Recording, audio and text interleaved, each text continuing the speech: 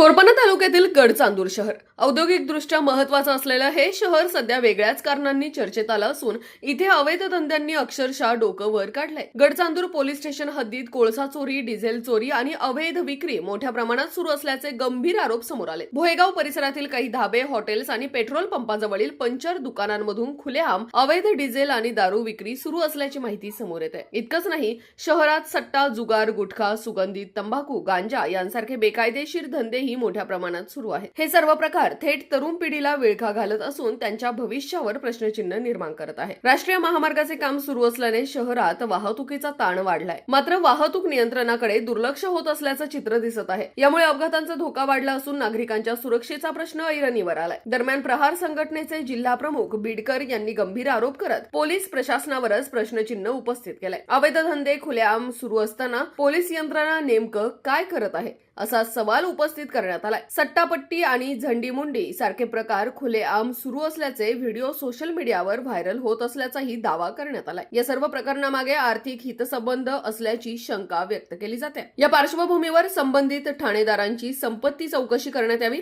तसेच त्यांची तात्काळ बदली करून कर्तव्यदक्ष अधिकारी नेमण्यात यावा अशी मागणी करण्यात आली आहे. गडचांदूरमध्ये अवैध धंदे जोमात सुरू असताना प्रशासन मात्र शांत का, हा सवाल आता सर्वसामान्य नागरिकांकडून उपस्थित केला जातोय.